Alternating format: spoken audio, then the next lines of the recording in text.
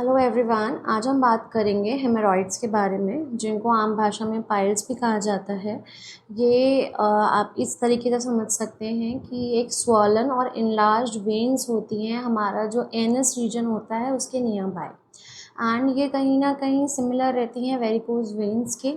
मतलब आप यूँ कहिए कि जो ब्लड है उसका इंकॉर्जन हो जाना, मतलब इकट्ठा हो जाना वेन्स में, जिस वजह से वो फूल जाती हैं और बाकी दिक्कतें करती हैं। तो ये हमारे एनस रीजन पे होने की वजह से इसको हेमरॉइड्स का नाम दिया गया है। ये लोकेशन वाइज इसके टाइप्स होते हैं। अगर ये आपका रेक्टम के अंदर होती है तो ये इंटरनल हेमरॉइड्स के नाम से जानी जाती हैं, और अगर ये अराउंड द एनस होती हैं स्किन के अंदर तो इसको एक्सटर्नल हेमरॉइड्स कहा जाता है। नेक्स्ट हम जान लेंगे कि इनके टाइप्स के अकॉर्डिंग इसमें क्या क्या सिम्टम्स रहते हैं। नेक्स्ट हम जानेंगे इसके कॉजेस। तो सबसे पहले जैसे मैंने आपको बताया, इंटरनल हेमरॉइड्स ये आपके रेक्टम के अंदर रहते हैं। ये यूजुअली पेनलेस रहते हैं, बट इनमें ब्लीडिंग हो सकती है when we apply the pressure while sitting on a pot. अगर हम स्ट्रेन करते हुए मोशन पास करते हैं तो ब्लीडिंग के चांसेस हो सकते हैं एंड प्रोलैप्स भी हो सकता है सीवियर कंडीशंस में। नेक्स्ट आपका आता है एक्सटर्नल हेमरॉइड्स। जैसा कि नाम है एक्सटर्नल, तो ये बाहर की साइड होते हैं, अराउंड द एनस होते हैं, स्किन के अंदर होते हैं। तो इसमें मोस्टली जो लोकेशन मैंने आपको समझाई। नेक्स्ट इसमें ये होता है, ये पेनफुल रहते हैं and sometimes they are itchy and swelling. Next type आपका आता है थ्रोम्बोस्ड हेमरॉइड्स। इसमें क्या होता है कि जब हमारे जो इंटरनल हेमरॉइड्स हैं जब वो थ्रोम्बोज्ड हो जाते हैं, मतलब आप कह सकते हो कि वो उसके काफ़ी बड़ा मतलब साइज़ में इंक्रीज़ हो जाता है एंड ये काफ़ी एक सीवियर कंडीशन है इंटरनल हेमरॉइड्स की। तो ब्लड क्लॉटिंग स्टार्ट हो जाती है, तो that can result easily in prolapse and swelling and bleeding and sometimes like they comes under the emergency condition. Next हम जान लेंगे कि हेमरॉइड्स के कॉजेज़ क्या क्या रहते हैं। सबसे पहला जो इसका फॉरमोस्ट कॉज रहता है वो रहता है हमारा कॉन्स्टिपेशन। अगर हमें बहुत लंबे टाइम से कॉन्स्टिपेशन है तो हेमरॉइड्स होने के बहुत चांसेस रहते हैं। इसके अलावा डायरिया, डायरिया भी अगर हमें प्रोलॉन्ग्ड है, काफ़ी लंबे टाइम से है, तो ये भी हेमरॉइड्स में रिज़ल्ट कर सकते हैं। हमारे ज़्यादा स्पाइसी फूड का इंटेक करना, ज़्यादा ड्राइंग नेचर का जो फूड होता है वो हमें ज़्यादा लंबे टाइम तक हम उसका इंटेक कर रहे हैं। इसके अलावा आपका जो while sitting on a pot you are straining the lower portion to get rid of the stool. तो ये चीज़ अगर आप काफ़ी लंबे टाइम तक प्रैक्टिस करते हैं तो भी चांसेस हैं कि हेमरॉइड्स फॉर्म हो सकते हैं। नेक्स्ट इसमें आपका जो प्रेगनेंसी रहता है इसमें काफ़ी ज़्यादा चांसेस बन जाते हैं हेमरॉइड्स होने के, क्योंकि एक थोड़ा सा जो हमारा बॉडी स्ट्रक्चर होता है या फिर जो हमारा जो ट्राइमेस्टर वाइज होता है उसमें काफ़ी फीमेल्स को कॉन्स्टिपेशन की समस्या देखी जाती है ज़्यादातर। तो उस वजह से एज अ साइड इफ़ेक्ट और एज अ कॉम्प्लिकेशन आप हेमरॉइड्स देख सकते हैं। नेक्स्ट आपका प्रोलॉन्ग सिटिंग, आपकी अगर कंप्यूटर के सामने या किसी स्क्रीन के सामने आप बिना उठे काफ़ी लंबी सिटिंग कर रहे हैं तो हेमरॉइड्स होने के बहुत ज़्यादा चांसेस हैं। इसके अलावा आपकी फैमिली में हिस्ट्री है तो भी आपको ये चीज़ देखने को मिल सकती है। एंड जो हमारा जो एनल रीजन है, अगर हम उसका हाइजीन मेंटेन नहीं कर रहे हैं तो भी चांसेस हैं कि हेमरॉइड्स हमें हो सकते हैं।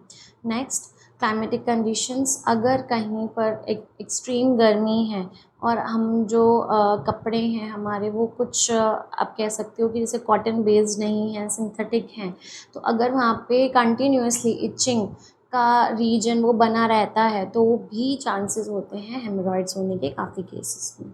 इसके अलावा जैसे डाइट का मैंने आपको बताया था, साथ में ही अगर आप लो फाइबर डाइट ले रहे हैं तो भी हेमरॉइड्स देखने को मिलते हैं। इसके अलावा सेडेंटरी लाइफस्टाइल एंड हमारा lack of physical activity and ageing also, क्योंकि एजिंग की वजह से हमारा जो आप कह सकते हो कि मसल्स होती हैं वो लूजन अप होना शुरू कर देती हैं विद टाइम।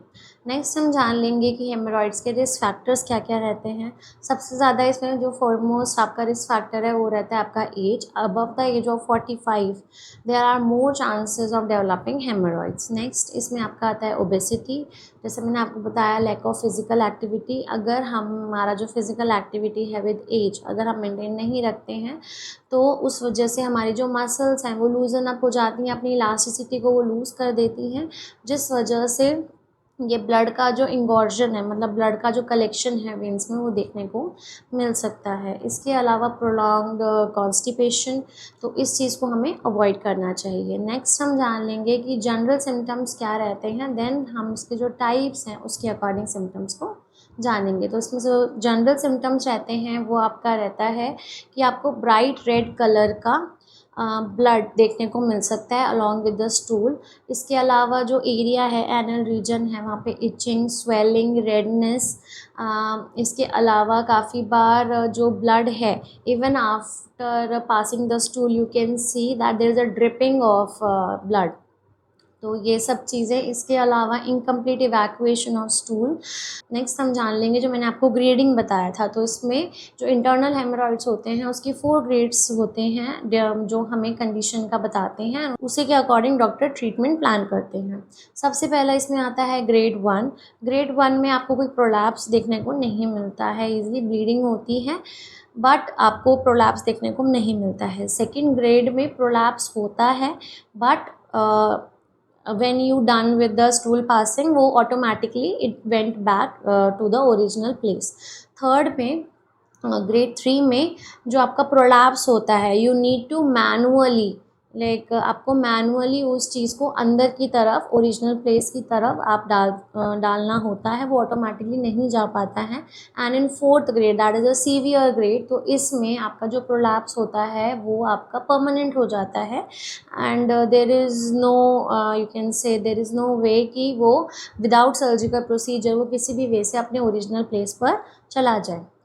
तो इसमें जो ग्रेड 4 होता है वो सर्जिकली ही ठीक हो सकता है, बाकी ग्रेड 2 तक if you prevent the things तो काफ़ी हद तक आप इस चीज़ को ठीक कर सकते हैं। नेक्स्ट हम जान लेंगे डायग्नोस्टिक टूल्स के बारे में जो हेमरॉइड्स में हेल्प करती है। सबसे पहला इसमें आपका आता है मेडिकल हिस्ट्री।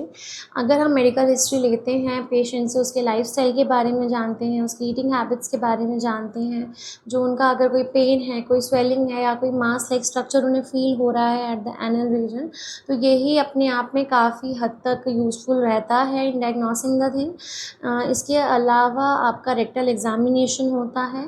रेक्टल एग्जामिनेशन जो डॉक्टर होता है वो फिंगर्स के थ्रू ही पहले फर्स्ट टाइम करके देखते हैं। अगर उससे नहीं समझ में आता है या फिर आपको इंटरनल हेमरॉइड के मतलब जो एक्सटर्नल हेमरॉइड है उसके लिए आप जो रेक्टल एग्जामिनेशन है वो इनफ रहता है।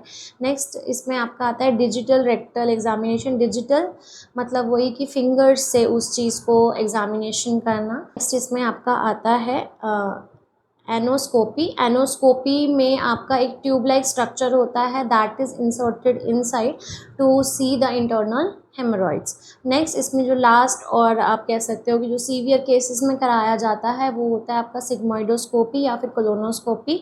ये मोस्टली जो कोलोरेक्टल डिजीज़ होती हैं उसके लिए कराया जाता है या फिर पेशेंट की एज 45 से अबव है या फिर जो आपका हेमरॉइड्स है वो आपका सीवियर कंडीशन में है, तो इस केसेस में सिग्मोइडोस्कोपी या कोलोनोस्कोपी को प्रेफर किया जाता है।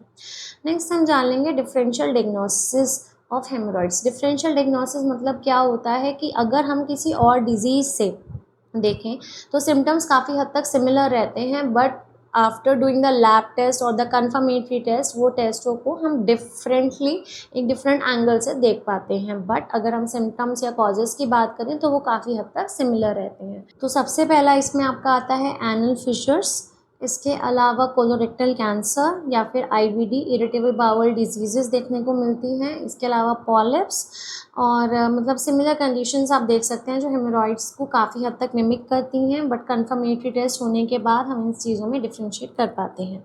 नेक्स्ट हम जान लेंगे कॉम्प्लिकेशंस ऑफ हेमरॉइड। सबसे पहला इसमें आपका आता है इन्फेक्शंस का हो जाना, एनीमिया, स्ट्रैंगुलेटेड हेमरॉइड, इसके अलावा अल्सरेशंस। तो ये कुछ ऐसे कॉम्प्लिकेशंस हैं जो देखने को मिलते हैं। नेक्स्ट हम बात कर लेंगे इसके ट्रीटमेंट के बारे में कि एलोपैथी में मोस्टली इसका सिम्टोमेटिक ट्रीटमेंट रहता है। इसमें जो आपके स्टूल हैं उसके लिए सॉफ्टनर्स दिए जाते हैं, लेग्जेटिव्स जिसको कहा जाता है। लेक्सेटिव्स भी हैं, स्टूल सॉफ्टनर्स। एंड नेक्स्ट इसमें आपका पेन रिलीफर्स, कुछ तरीके के ऑइंटमेंट्स दिए जाते हैं जिससे आपका लोकली आपको रिलीफ मिल जाए। एंड इसको काफ़ी हद तक आप प्रिवेंट कर सकते हो जो भी हेमरॉइड्स का पेशेंट होता है। अगर आप देखेंगे तो उन सब का जो लाइफस्टाइल पैटर्न है वो कहीं ना कहीं बहुत सिमिलर रहता है। जैसे मैंने आपको कॉजेज़ में बताया था कि low fibre diet and taking too much spicy and salty food. तो अगर आप इस चीज़ को क्रॉनिकली काफ़ी टाइम तक लेते रहते हैं तो ये बहुत इजीली आपका एक प्रोन रीज़न बन जाता है हेमरॉइड्स का कॉज की तरह। तो इसके लिए आपका जो अपना डाइट है उसको बहुत सुधारने की ज़रूरत है। अगर आप डाइट पे अपना काम कर लेंगे तो काफ़ी हद तक बीमारी होने के बाद भी स्टार्टिंग स्टेज में ठीक हो सकती है। एंड इसके अलावा drink plenty of water. Physical activity हमें रेगुलर करनी चाहिए, बहुत लंबे टाइम तक एक सीट पे नहीं बैठना चाहिए। एंड जो हमारा टॉयलेट सीट है हम उस पर स्ट्रेन लगाकर हमें स्टूल को पास नहीं करवाना है। हम कोशिश करना है कि या तो हमें स्टूल सॉफ्टनर ले लेना है या कुछ भी ऐसी चीज़ जिससे हमें ईज़िली स्टूल पास हो जाए, वो चीज़ हेल्प करेगी हमें स्ट्रेन को अवॉइड करने में। नेक्स्ट इसके अलावा कुछ ऐसे मेथड्स हैं जो एलोपैथी डॉक्टर्स भी बताते हैं जिससे हमें लोकली रिलीफ आ सकता है एंड कुछ हद तक हम जो उसके सिम्टम्स हैं उसको भी ठीक कर सकते हैं। तो इसमें सबसे पहला आपका आता है सिट्स बाथ करना। सिट्स बाथ एक तरीके का मतलब आप कह सकते हो प्रोसीजर होता है जो ईजिली घर पे किया जा सकता है। इसमें आपका जो कोई टब लाइक आपके पास कोई बर्तन है या कुछ है जिसमें आप इजीली बैठ पाते हैं बाय योर हिप रीजन, जहाँ पे आपका हिप एंड आपकी हाफ थाई अपर थाई वो आपका डिजोल्व रह पाए पानी के अंदर। तो ये वाला चीज़ इसमें आप मतलब हल्दी और नीम ये सब डाल के सिट्स बात कर सकते हैं या फिर मैग्नीशियम सॉल्ट। तो ये सब डाल के आप इजीली सिट्स बात कर सकते हैं। इससे आपकी जो वेन्स हैं, जो इंगॉर्ज्ड वेन्स हैं, जो स्वेल्ड अप वेन्स हैं, उसमें काफ़ी रिलीफ देखने को मिलता है। जो ब्लड का सर्कुलेशन हो जाता है वो काफ़ी हद तक इम्प्रूव हो जाता है। नेक्स्ट इसमें आपका आता है कि using Indian toilets as much as possible, क्योंकि उसमें क्या होता है हमारा जो सिटिंग एंगल होता है वो जो हमारा डेफिकेशन होता है उस प्रोसेस को ईजी कर देता है as compare to sitting on a western toilet. तो ये चीज़ भी आप अपने अगर ध्यान में रखते हैं, इसीलिए जो प्रीवियस के आप टाइम कहेंगे प्रीवियस ईयर्स थे जब घरों में रेगुलरली लोग इंडियन वॉशरूम्स यूज़ करते थे तो ये काफ़ी केसेस हेमरॉइड्स के बहुत कम देखे जाते थे। बट आजकल ये केसेस बहुत ज़्यादा बढ़ गए हैं क्योंकि ये इस चीज़ का फॉरमोस्ट आप कह सकते हो कॉज है कि यूजिंग इंडियन वॉशरूम्स एंड काफ़ी देर तक उस सीट पे बैठे रहना, तो वो इस चीज़ को काफ़ी बढ़ावा देती है। नेक्स्ट हम जान लेंगे कुछ ऐसे मिनिमल प्रोसीजर्स जो एक सर्जरी से पहले डॉक्टर्स ट्राई करते हैं। इसमें सबसे पहले आपका आता है rubber band ligation, sclerotherapy, infrared coagulation. तो ये कुछ ऐसे मेथड्स हैं जिनको आप डिटेल में जान सकते हैं और ये आपके मिनिमल प्रोसीजर्स के अंडर आते हैं। नेक्स्ट हम जान लेंगे कुछ ऐसे सर्जिकल प्रोसीजर्स जो ऑप्ट किए जाते हैं सीवियर केसेस में हेमरॉइड्स के लिए। इसमें सबसे पहला आपका आता है complete removal of all the masses, haemorrhoid ectomy का नाम दिया जाता है। नेक्स्ट इसमें आता है आपका स्टेपल्ड हेमरॉइड ओपेक्सी, तो इसमें उसकी लाइगेशन की जाती है मासेस की। नेक्स्ट हम इसमें प्रिवेंटिव केयर जान लेंगे कि इसमें क्या क्या ऐसी चीज़ें हैं जो हम प्रिवेंट करने के लिए हेमरॉइड्स को कर सकते हैं। इसमें जो आपका कॉन्स्टिपेशन है सबसे पहले आपको उस चीज़ को अवॉइड करना चाहिए, इस तरीके का फूड लेना चाहिए कि आपको प्रोलॉन्ग कॉन्स्टिपेशन ना रहे। Next drink plenty of water and जितना भी आपका फ्रूट्स हैं उसको आप ले लीजिए, बट उसको लेने का तरीका काफ़ी लोगों का सही नहीं होता है। जस्ट आफ्टर हैविंग अ मील आप फ्रूट्स ले रहे हैं तो वो एक गलत मेथड है। फ्रूट्स में और आपकी मील्स में आपको एक गैप मेंटेन करना चाहिए। नेक्स्ट आपका जो शुगर डाइट है, शुगरी कंटेंट है, आपको वो कम लेना चाहिए। जो आपका मॉर्निंग है वो आपको वार्म वाटर से स्टार्ट करनी चाहिए विद लेमन और फिर जिंजर। तो आप ये चीज़ें अपनी लाइफ में इंक्लूड कर सकते हैं। नेक्स्ट इसमें आप फिज़िकल एक्टिविटी का भी बहुत अच्छा रोल है क्योंकि उस वजह से जो हमारी मसल्स हैं वो काफ़ी हद तक इलास्टिक रहती हैं एंड उस वजह से हेमरॉइड्स के होने के चांसेस बहुत कम हो जाते हैं। तो ये सारे कहीं ना कहीं प्रिवेंटिव केयर है जो आप फॉलो कर सकते हैं। एंड कुछ इसमें ऐसे रेड सिग्नल्स होते हैं कि जिसको एक इमरजेंसी कंडीशन मानी जा सकती है, जो इसमें सबसे पहले आपका आता है कि कंटिन्यूअस लॉस ऑफ ब्लड, मतलब during defecation also and during all the day. काफ़ी पेशेंट्स को ये कंप्लेन रहती है कि हमें होल डे हमें दिख रहा है कि ब्लड इज़ ओजिंग आउट, तो वो एक इमरजेंसी कंडीशन रहती है।